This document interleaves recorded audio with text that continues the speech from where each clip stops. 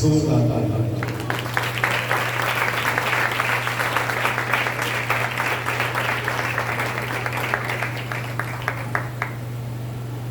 Hallelujah.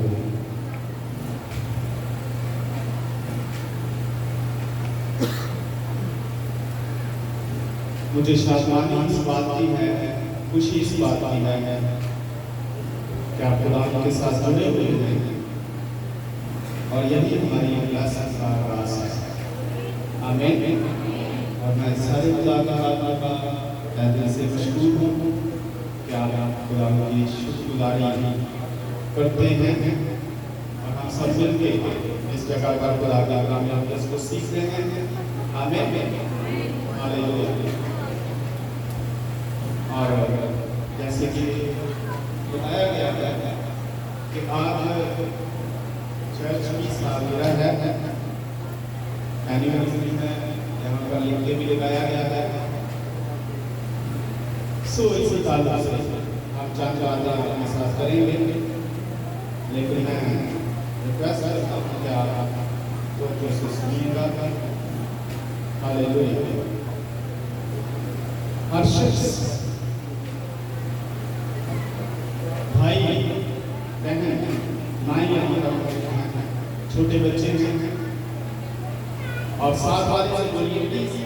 अब मुझे थोड़ा सा ध्यान देना, साथ वाले से बोलिए सुनना बहुत अहम है। भाई से कहिए सुनना बहुत अहम है, सुनना बहुत जरूरी है। सुनिएगा गौर से। अपने भाई से कहिए सुनना बहुत अहम है, सुनिएगा गौर से, क्योंकि कलाम मुक़द्दस कहता है कि जिसके कान वो सुने कि रूह कलीसियाओं से। तो हम कलीसियाएं हैं, खुदा के लोग हैं, हमसे खुदा का कलाम, हम कलाम है। और बाइबल ये कहती है कि कलीसियाओं को क्या करना चाहिए? सुनना चाहिए। आमीन। कलीसियाओं को क्या करना चाहिए? सुनना चाहिए। इसलिए सुनना अहम है और सुनना गौर से है। सुनना हमारी बरकत का सबब है। आमीन। जब हम सुनते हैं तो बाइबल कहती है हम पैदा होते हैं। आमीन। बाइबल कहती है जब हम सुनते हैं तो हम पैदा होते हैं, और जब हम पैदा होते हैं तो फिर हम आहिस्ता आहिस्ता बड़े होने जाते हैं। आमीन। तो आपने देखा मेरी भेड़ें मेरी आवाज सुनती है। आमीन। तो हम सब किसकी भेड़ें हैं? और यीशु क्या कह रहे हैं? मेरी भेड़ें मेरी आवाज सुनती है। आमीन। चूंकि हम उसी की भेड़ें हैं तो इसलिए हमें सुनना है, क्योंकि सुनना बहुत अहम है और सुनना बहुत जरूरी है। आमीन। हो सकता है मुझे पसीना ना आए और शायद इस बात को आप समझ जाएंगे, लेकिन मैं बहुत ही थोड़ी बातें आपसे करने को, बहुत ही थोड़ी बातें यहाँ से जस्ट वन वर्स जो हमने ली है जिसको हम पढ़ेंगे यूहन्ना की अंजील में से उसका 10वां बाब है और 27 आयत से 29 वर्ष तक। ये 2-3 याद है पढ़ेंगे।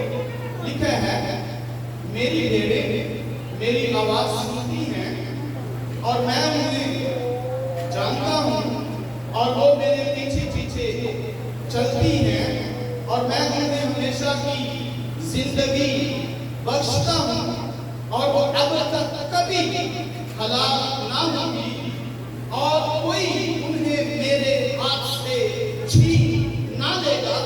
मेरा बाप जिसने मुझे वो दी है सबसे बड़ा है और कोई उन्हें बाप के हाथ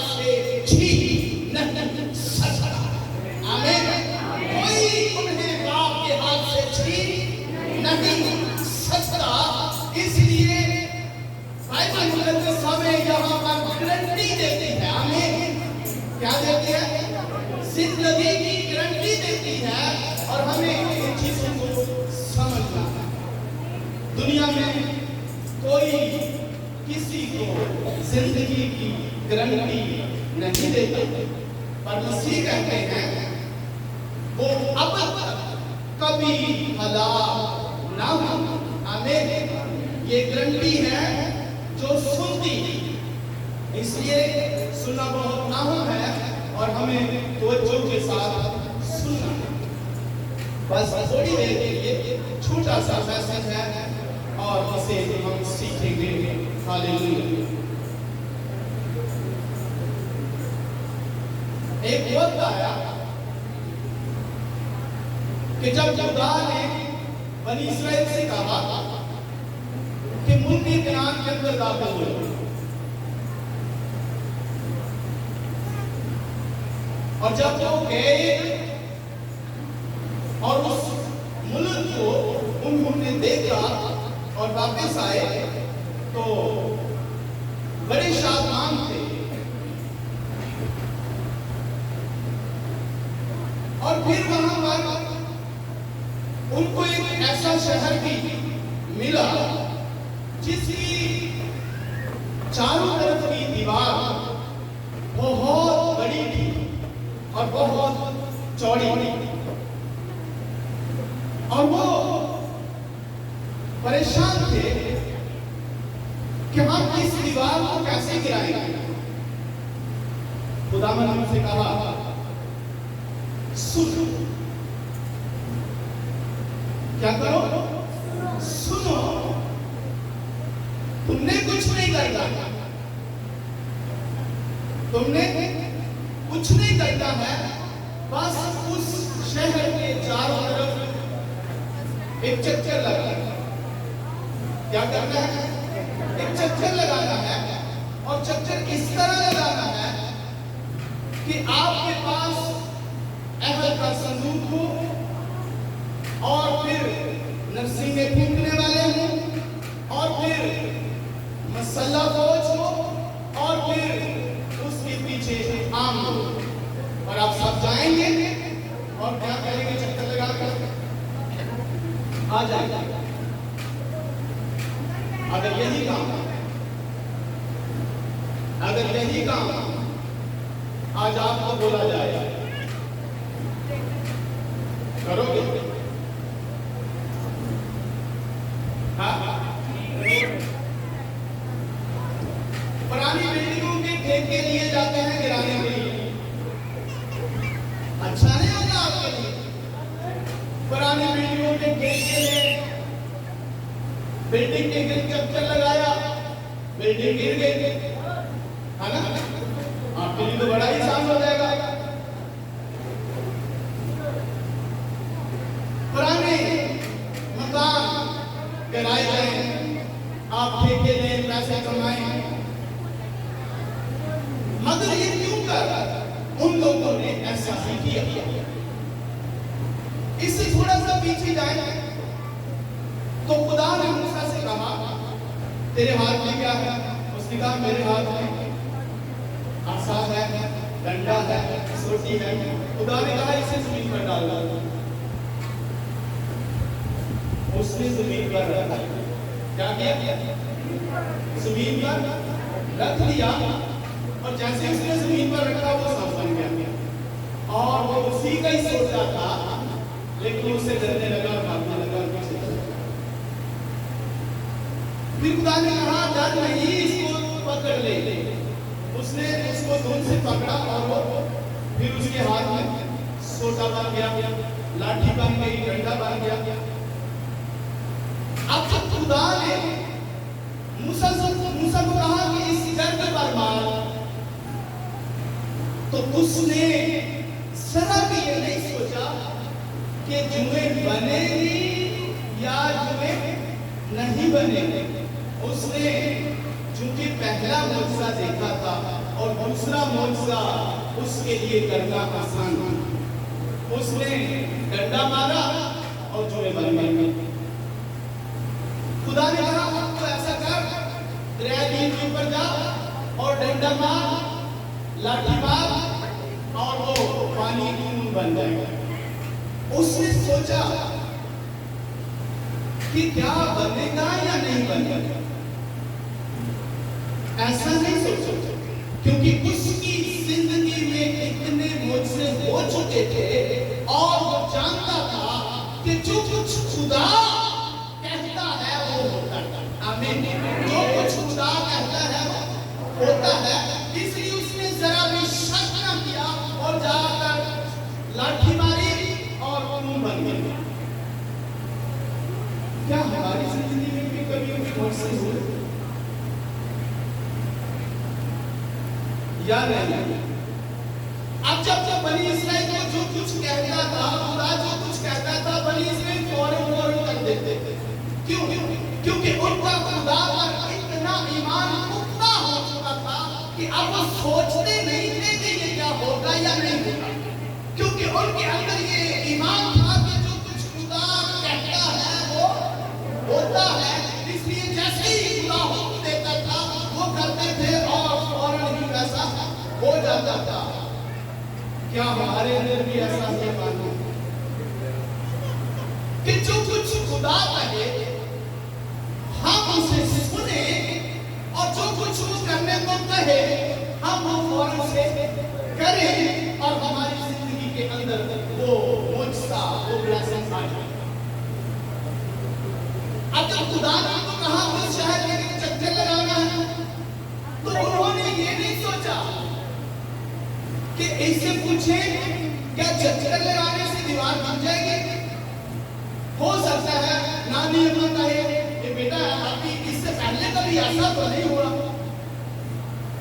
कुछ मराने कहे नहीं नहीं ऐसा तो कभी नहीं सुनने में आया।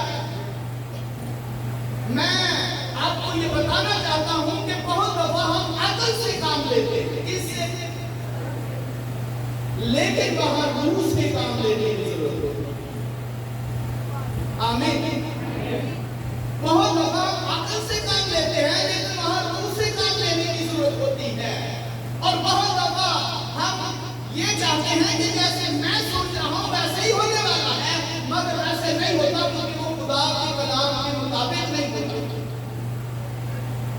इसलिए जब उन्होंने सुना तो उन्होंने शक न किया और वो चले गए। उन्होंने किसी से भी पूछा क्या वहां कुछ होने वाला या नहीं होने वाला। इसलिए वो उस शहर के गिर्द चक्कर लगा के वापस आ गए। अगले दिन फिर वो जाने लगे और जिस तरह उन्होंने कल शक नहीं किया था आज भी सुबह उठे और गए और चक्कर लगा के वापस आ गए। फिर अगले दिन गए और चक्कर लगा के वापस आ गए। अगले दिन गए और चक्कर लगा के वापस आ गए और यूं 6 दिन वो ऐसा ही करते रहे। उनके पास तलवारें थी, उनके पास नेज़े थे, उनके पास सिंगे थे, उनके पास खुदा का कलाम था, उनके पास अहद का सनूर था, उनके पास फौज थी, उनके पास सब कुछ था, लेकिन वो कुछ भी नहीं कर रहे थे क्योंकि खुदा ने जो कुछ बोला था वो कर रहे थे। आमीन। वो अपनी तरफ से कुछ नहीं कर रहे थे। और बहुत दफा हमने खुदा कुछ और कहना होता है, हम कुछ और कर रहे होते हैं क्योंकि हम तवज्जो से सुनते नहीं।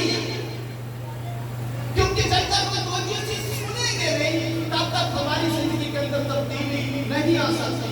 हम अपनी अकल से काम ले सकते हैं, अपने नॉलेज से काम ले सकते हैं, अपनी हिकमत से काम ले सकते हैं, लेकिन जहां काम होना है वो बिल्कुल उसकी कुदरत से होना है, वो बिल्कुल उसकी कुदरत से होना है, वो खुदा का ईमान लेने से होना है, वो खुदा की बात सुनने से होना है और वो वही कुछ करने से होना है जो कुछ खुदा कहता है हमें करना चाहता है। फिर ही कुछ होगा। आमीन।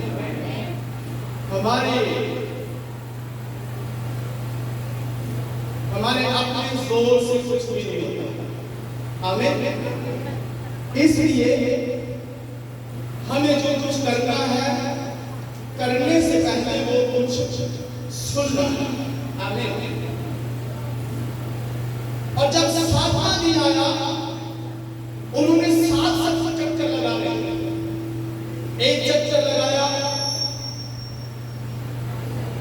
चक्कर लगाया, तीसरा चक्कर लगाया, चौथा, पांचवा और छठा और आखिरी और सातवां। आमीन। जब आखिरी और सातवां उन्होंने आखिरी लगाने के लिए नहीं सोचा।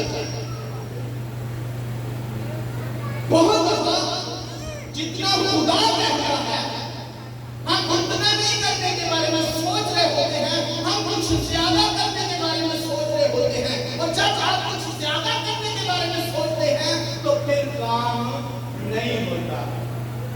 काम तभी होता है जितना खुदा ने कहा है आप सिर्फ उतना ही करें, फिर ही काम होगा। लिहाजा उनके दिमाग में 8वां चक्कर नहीं था कि अगर 7वें में दीवार नहीं गिरेगी तो फिर हम एक और लगाएंगे। बहुत दफा हमारी जिंदगी की दीवारें इसलिए नहीं गिरती क्योंकि हम कोई 8वें चक्कर के अंदाजे में हम किसी 8वें चक्कर को अपने ज़हन में रखे होते हैं।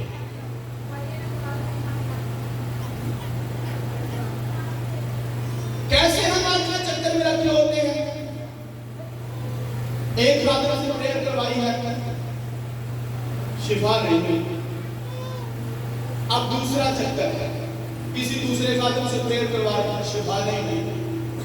किसी तीसरे खातिर से दुआ करवाई, शिफा नहीं हुई। चौथे से करवाई, शिफा नहीं हुई।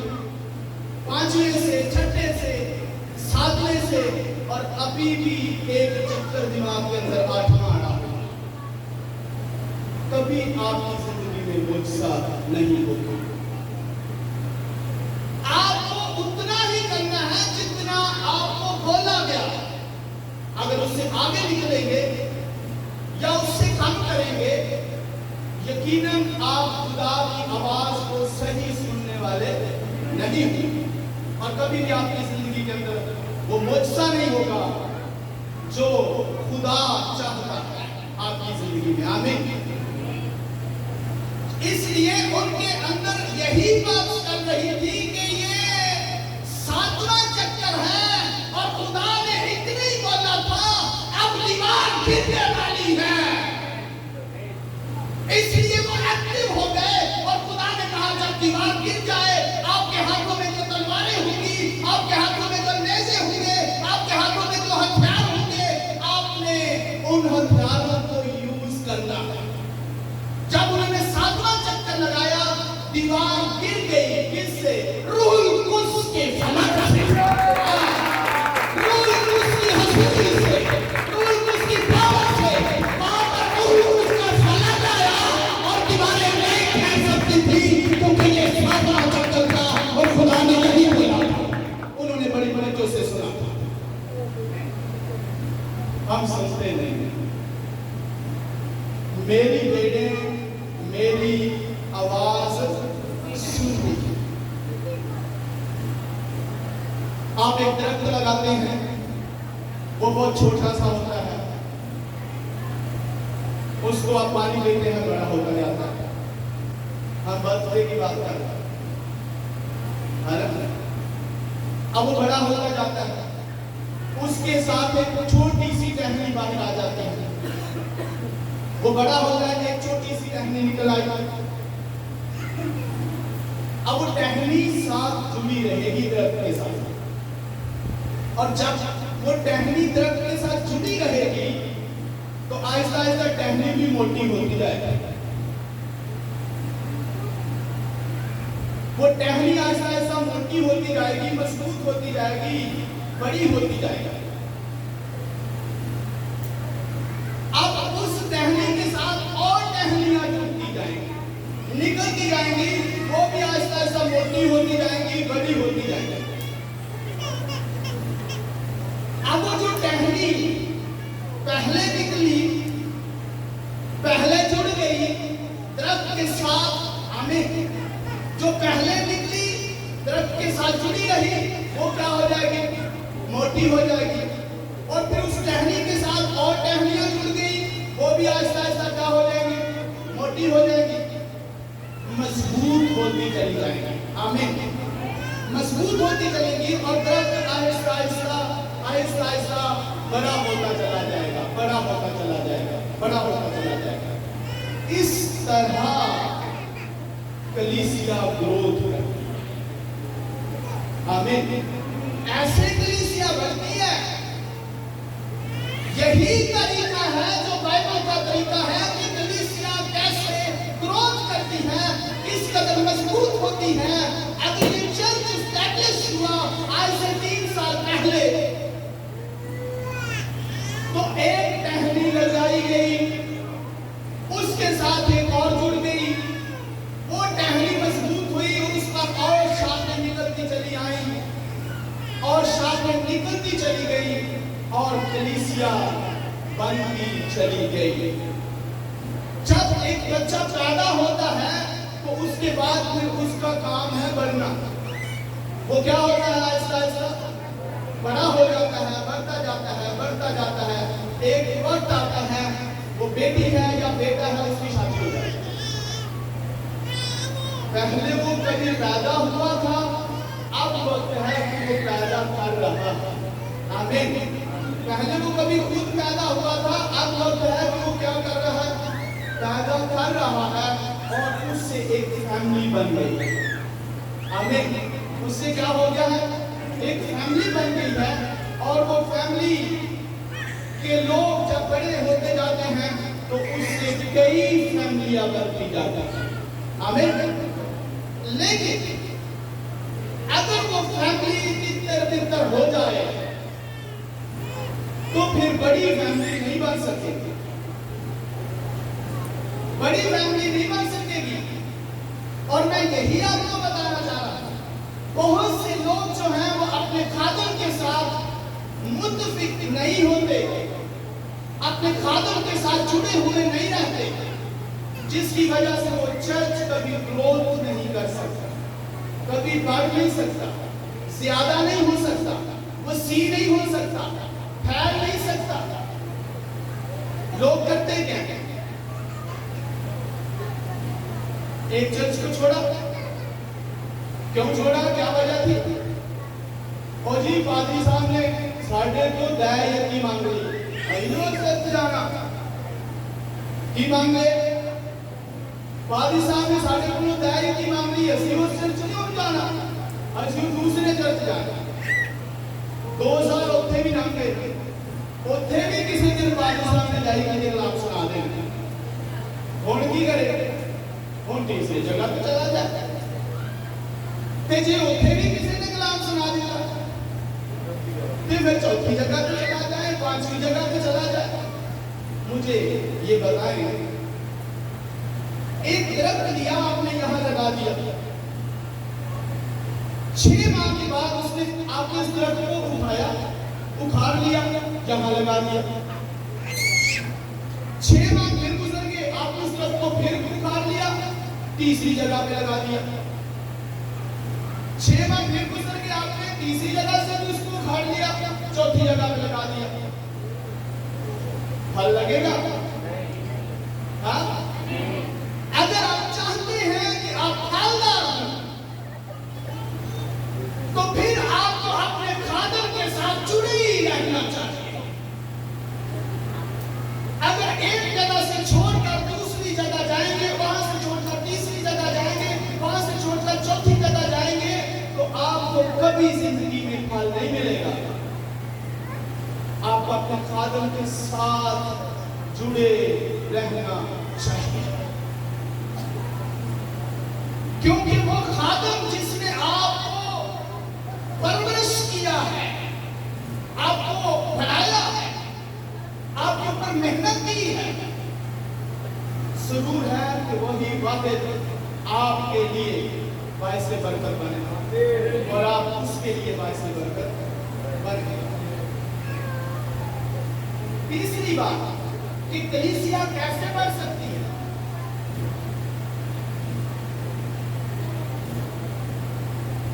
एक वक्त में खुदावंद यीशु मसीह एक शहर के अंदर जा रहे थे, तो वहां पर यीशु मसीह ने एक शख्स को देखा जो एक ऑफिस के अंदर बैठा है। सुनिए, उस ऑफिस में एक शख्स बैठा था, उसकी बड़ी कुर्सी थी, गवर्नमेंट का मुलाजिम था, उसके चारों तरफ बहुत से नौकर चाकर थे, वो एक बड़ा ऑफिसर था। यीशु मसीह उस दफ्तर के सामने खड़े हुए, यीशु मसीह उस शख्स को कहा, मेरे पीछे आ। आमीन। क्या कहा? वो सुने बगैर पीछे आ गया। क्या? वो सुने बगैर पीछे आ गया। ऐसा ही हुआ? हाँ? वो सुनकर पीछे आया, सुने बगैर नहीं।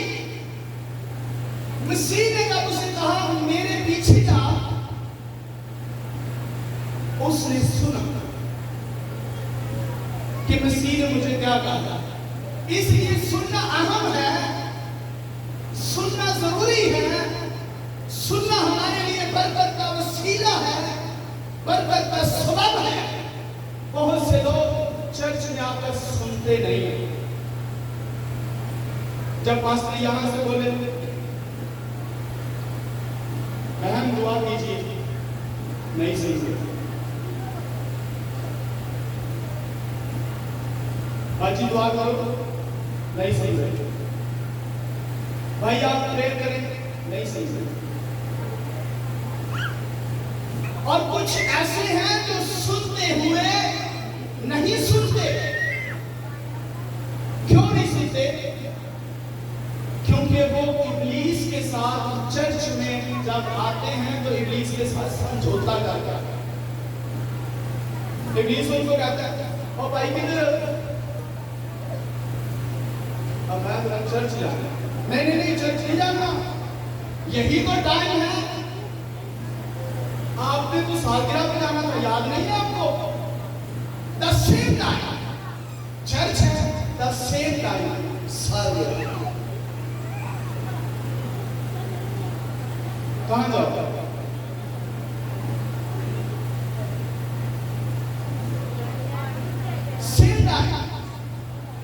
सेम टाइम चर्च का टाइम है, सेम टाइम सालगिरह का टाइम है, बर्थडे पार्टी का टाइम है, और आपके और बहुत से इस तरह के काम है। कहां जाओगे? एक तरफ रूह कुद्स आपको जगाता है कि सुबह आपने जाना है, तैयारी करो। दूसरी तरफ चौधरी आप खड़ा होकर आपको पता ही टाइम तो सालगिरह का टाइम है, ये तो साल में एक दफा आएगी। सालगिरह साल में एक दफा आएगी। चर्च से रोज ही जाना है। हाँ? चर्च से रोज ही जाते हो और संडे जाते हो। सालगिरह को साल बाद आएगी। अच्छा सोच रहा है, अपनी मर्जी है कहाँ जाना है। हाँ, ये बात ठीक है, किधर जाना है। अगर वो रूहानी है, खुदा की आवाज सुनने वाला है, वो कहेगा नहीं, मुझे चर्च जाना है, मैंने इधर नहीं जाना। सुनना बहुत अहम है, सुनना बहुत जरूरी है, पर इसके लिए जो आवाज आपके कानों में आ रही है उसको भी समझे। मेरी भेड़ें मेरी आवाज पहचानती हैं। दो आवाजें आ रही हैं। एक आवाज सालगिरह के लिए आ रही है, एक आवाज चर्च के लिए आ रही है। आपको फर्क करना है आपके चरवाहे की, आपके मसीह की आवाज कौन सी है। भेड़ों को सुनना है और सुनकर फर्क करना है किसकी आवाज है। जब तक आप फर्क नहीं कर सकेंगे कि ये आवाज किसकी है, आप कभी भी बरकत हासिल नहीं कर सकते। नहीं हो सकेंगे। लिहाजा अगर सुनने वाले और फिर फर्क करने वाले और समझने वाले हैं कि आवाज किसकी है, तो फिर आप वो भी कुछ करेंगे जो आपको खुदावंद ने बोला। बहुत से लोग जब चर्च आते हैं वो समझौता करके आते हैं। इब्लीस कहता है चलो ठीक है भाई, वहां जाना है तो चले जाओ, पर मेरी गल याद रखो, जाते रहना थे पर एक काम करी, बोलना नहीं होगा। ठीक है ना, बोलना नहीं, चुप। फिर पहले पास्टर जो कुछ मर्जी आंखें दे दे, जो आंखें ना हाथ उठाओ, चल उठा ही नहीं यार हाथ, पर बोलना नहीं, बोल दो, खामोश है ना। बहुत से लोग चर्च में आकर ऐसे जैसे वो अफसोस पे, चर्च में ऐसे आए होते जैसे अफसोस पे आए, बोलते ही नहीं, मुंह से आवाज ही नहीं निकालते। जब फादर कहता है बोलो दुआ करो, और भाई बोलो, और भाई बोलो ना, दुआ करो, मुंह बंद, नहीं बोलते,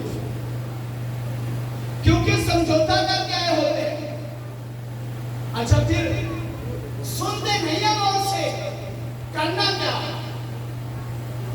इसलिए इब्लीस के साथ समझौता कर लेते हैं। अच्छा चर्च जा रहे हैं, मेरी बात सुन, चुप रहना है। फिर दूसरी गल, अब पादरी पैसे नहीं, पैसे नहीं लाके जाएंगे, की करी, पैसे नहीं ना लाके जाने, क्यों? पादरी अमीर हो जाएगा ही, उत्थे 10 रुपये डालेगा ना, ये गड्डी खरीदना नहीं है तेरे 10 रुपये नाल की खरीदना नहीं है, 10 रुपये ना नहीं पादरी तू, और गड्डी खरीद लेगा, अमीर हो जाएगा।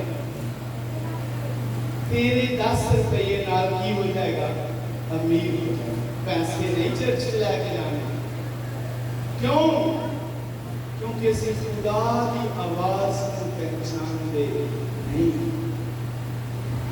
और बोलने वाला ये बोलता है, जब तू बोलता है खुशी के साथ, तो काटता है खुशी के साथ।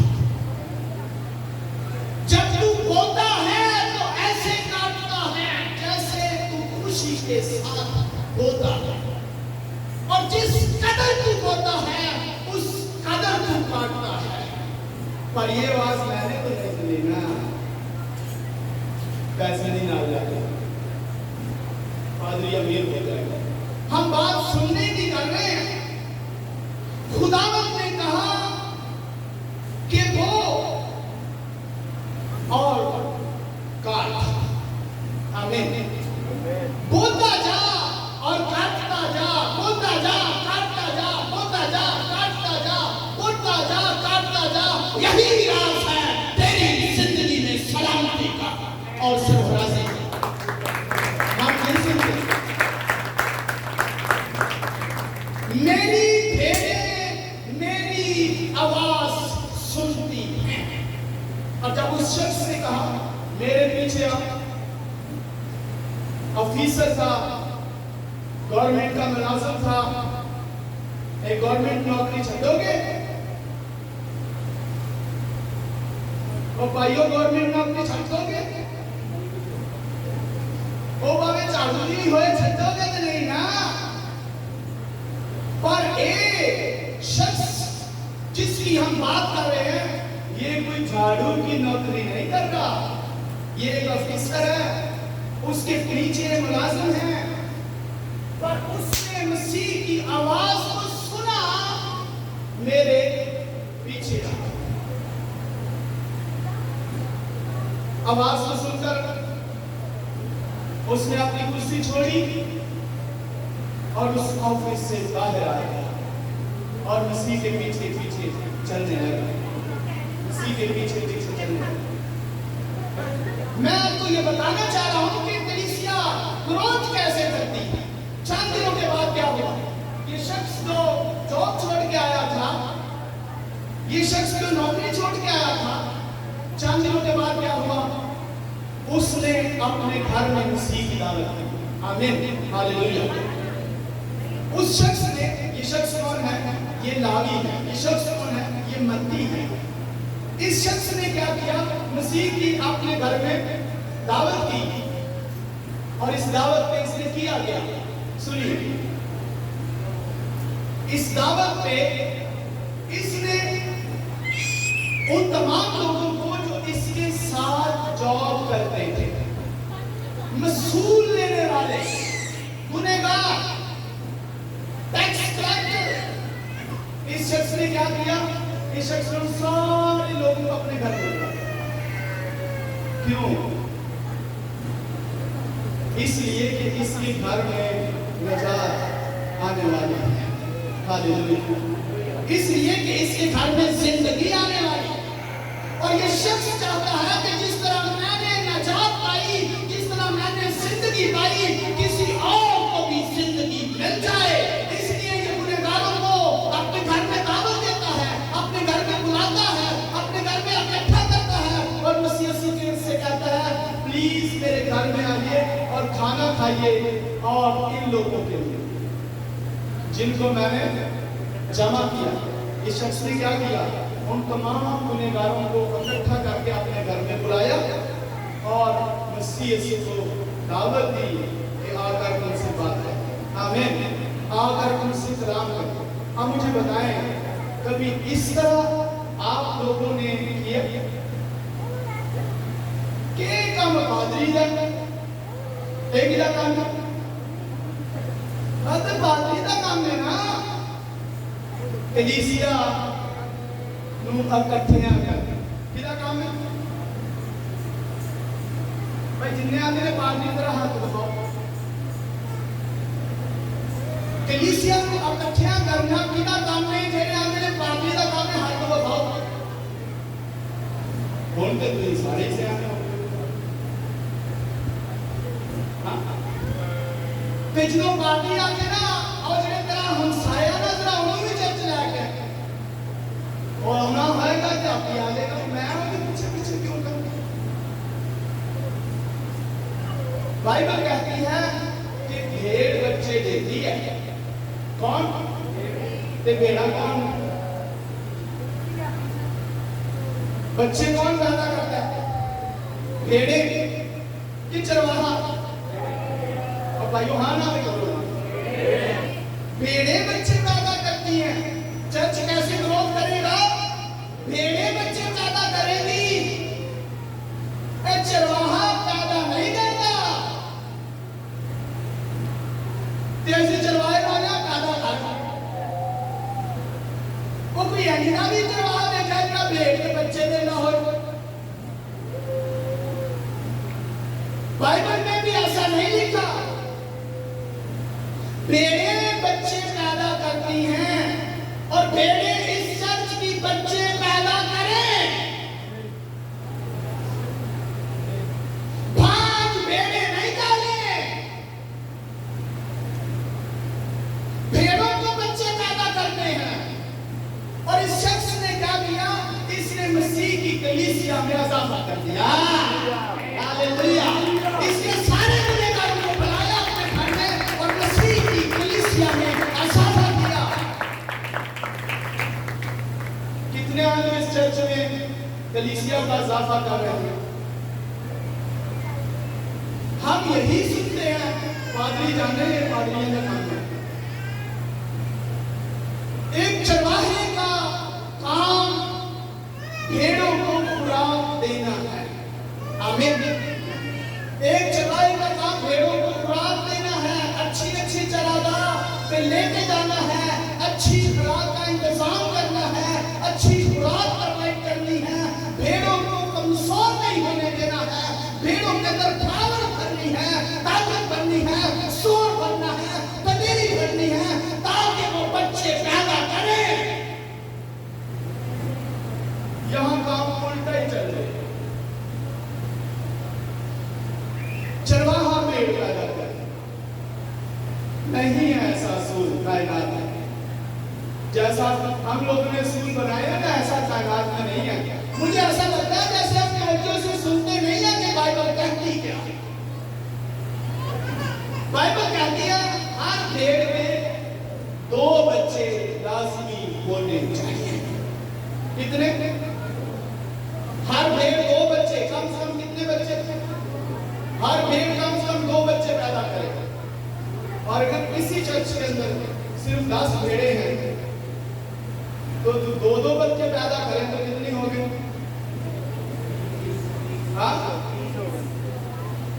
तो एक भेड़ 6 महीने बाद 2 बच्चे पैदा करती है।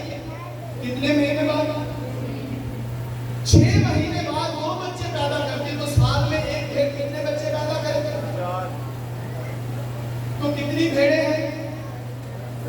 10 भेड़ें हैं। 10 को 4 के साथ मल्टीप्लाई करो। हाँ, कितने होंगे? 40 और 10 लोग अगले साल होंगे। तो तीसरे साल फिर की हाल होएगा। फिर एक और जगह पे सानू बाड़ा बनाना पड़ेगा। फिर साढ़े ते ऐनी कोई छोटी जी खुली भी नहीं पूरी हुई भाई कितने साल हो गए।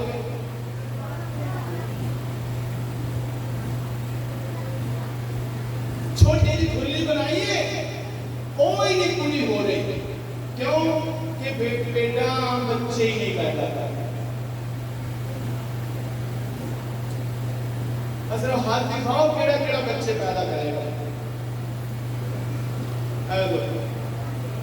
अजय भी लगता समझ को नहीं आ रही। हम क्या हैं? मसीह की। मसीह की। तो मसीह क्या चाहता है? मेरी भेड़ें मेरी भेड़ें मेरी मैं क्या हाथ दिखाओ केड़ा बेटा पैदा करेगा? किसने हाथ दिया? ये बात सुनी? हाथ दिखाओ। मसीह के लिए लोगों को चर्च में लाना आपका काम है। आप मसीह के लोगों को चर्च में लाए, चर्च भर जाएगा। मैं बर्थडे की बात कर रहा हूं, आपके चर्च की बर्थडे है।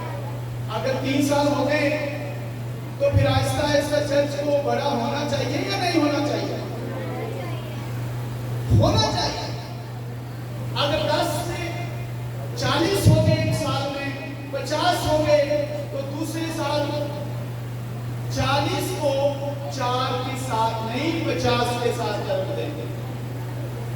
दूसरे साल को कितने हो जाएंगे? जरा दो, कितने हो गए? पानी मैथ खराब है, तुझी दसो कितने हो जाए? दूसरे साल कितने हो गए? 2000।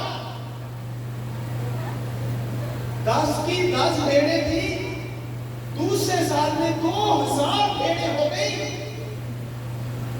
पर उन भेड़ों के लिए विजन की जरूरत है। उन भेड़ों को विजन दिया जाए। पर विजन देना, विजन देना, विजन लेना और विजन लेना और विजन देना, विजन लेना और विजन देना, विजन लेना और विजन देना। पर विजन मिलता है खुदा की हजूरी में।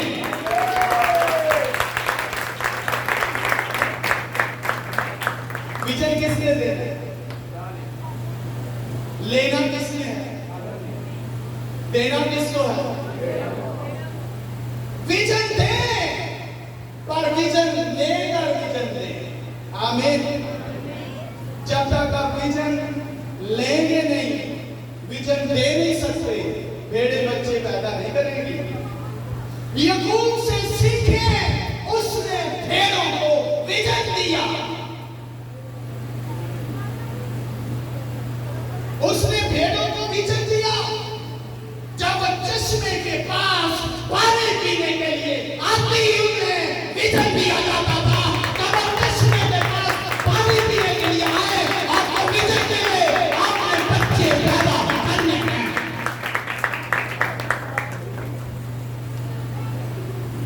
प्यासे ना रहे, यही तो कह रहे थे आप। जैसे हिंदी प्यासे ना रहे, जब भी चश्मे के पास आए आपको एक नया विजन चाहिए। आमीन। आप बच्चे पैदा करेंगे, 2 साल के अंदर आपके पास 2000 भेड़ें होनी चाहिए। अगर इस चर्च की भेड़ें 10, सिर्फ 10, अगर इस चर्च की भेड़ें सिर्फ 10 हैं तो 2 साल बाद वो 2000 होनी चाहिए, और तीसरे साल 2000 को 4 के साथ फिर कितनी होगी? 30,000। तो फिर पढ़े लिखे तो मेरे पर नहीं हो 8,000। फिर तेरा चर्च तो बहुत बड़ा हो जाएगा। आमीन। बड़ा करना के जेड़े हमने नहीं करांगे, अपना हाथ दिखाओ।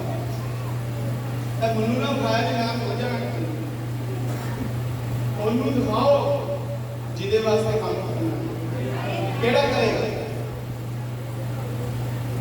जेड़े इस चर्च के जरा सारे हाथ उन्होंने पता लांबे हो जाएगा, जेड़े इस चर्च के अंदर हाथ उठाओ ते आडे वास्ते ते बहुत ही जरूरी है। तो जेड़े दूसरे चर्चेस जो आए ने उन्हां वास्ते भी यही मैसेज है जो अपने चर्च वापस जाना। आमीन। उन्हां वास्ते भी यही है कि वो अपने खादम ना कर कि तेरे कोई तो कलीसिया ही कोई नहीं, ते बहुत से लोग खादम को ये कह रहे हो तेरे कोई तो कलीसिया ही कोई नहीं, बेटा मसीह हो ते बच्चे पादरी पैदा करेंगे।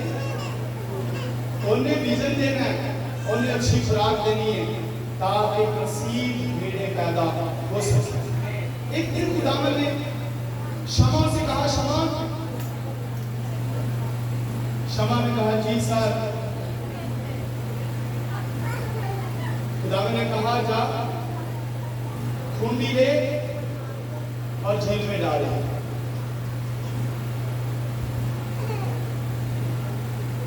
उसने कहा ठीक है खुदावंद, ना जाता किया और जाकर खूंडी डाली और मछली आई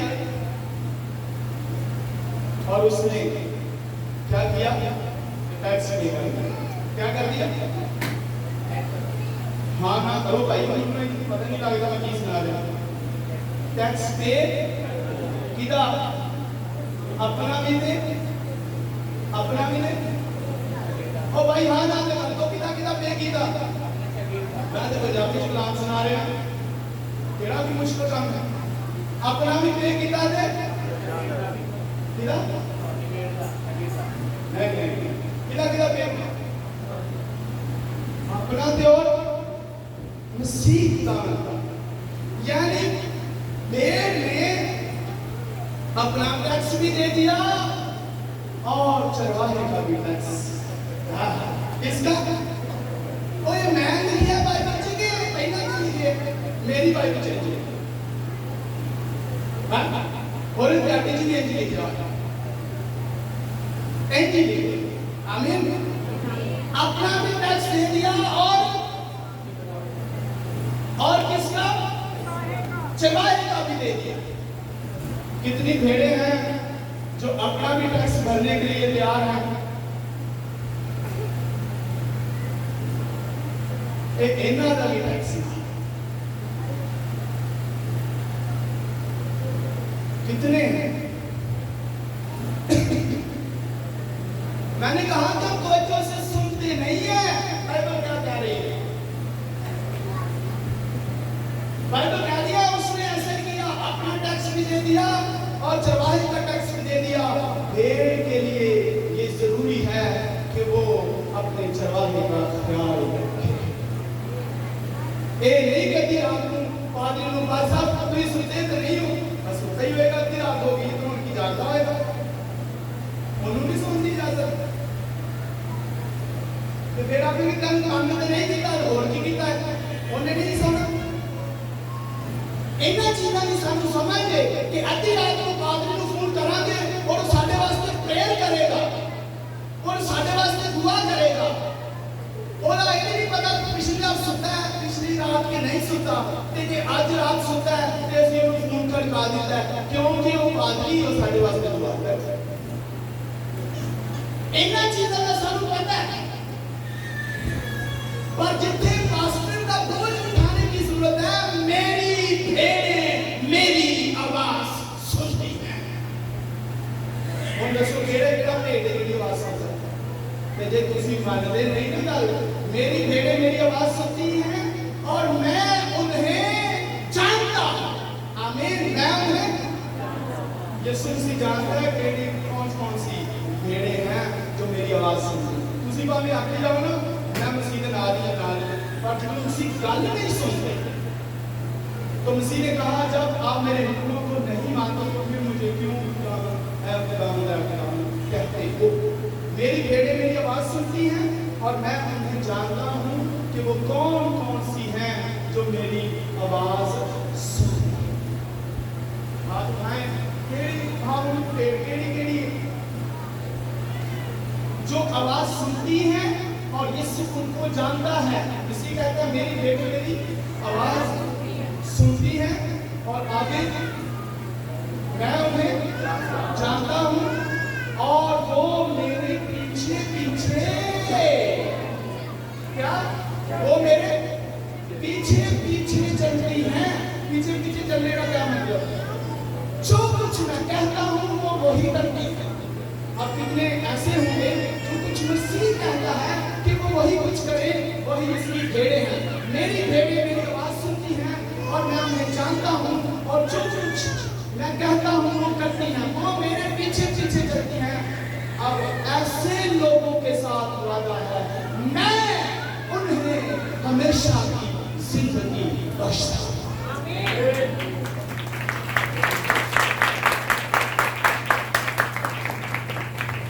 जो आवाज सुनती है और पीछे चलती है मसीह कहता है मैं उन्हें हमेशा की जिंदगी बख्शता हूं और वो अब से लेकर अब तक कभी हलाक ना होंगे। ऐसे लोगों के लिए जिंदगी की गारंटी है और यीशु मसीह ने बाहर लगा दी है और कोई उन्हें मेरे हाथ से छीन नहीं सकता। मेरा बाप सबसे बड़ा है और कोई मेरे बाप के हाथ से उन्हें छीन नहीं सकता। और ये उन भेड़ों के लिए है जो आवाज सुनती है मसीह उनको पहचानता है जानता है वो मसीह की आवाज में फर्क करती है फिर मसीह के पीछे पीछे चलती है और मसीह उनको जिंदगी बख्शता है। ये उनके लिए जो सुनती और पीछे चलती है उनको जिंदगी हाजिरियां लगाना नहीं गल की गई। हाजिरी लगाने वालों से बात नहीं हो रही। बहुत दफा असि हाजिरी लगा के बड़े खुश होते हैं ताकि तुम पूछे तुम दसिए असि चर्च गए। मुझे बताएं एक बच्चा स्कूल जाता है हाजिरियों की पूरी नहीं छुट्टी नहीं करता पर जो कुछ उसको उस्ताद कहता है वो नहीं करता। हाजिरियां तो पूरी है हाजिरियां पूरी है पर जो कुछ उसका उस्ताद कह रहा वो नहीं कर रहा। पास हो जाएगा हाजिरी लगाने वाले ना बनो आवाज सुन के उसके पीछे चलने वाले बनो। इन लोगों के साथ वादा है पास वही होगा जो कुछ खुदा जो कुछ उस्ताद ने सिखाया है वही कुछ किया जाए जो कुछ ने बोला है वही कुछ किया जाए। आमीन। ऐसे लोगों के साथ जिंदगी का वादा है और ये गारंटी है उनकी जिंदगी उनको मिल चुकी है यीशु मसीह के नाम। आमीन।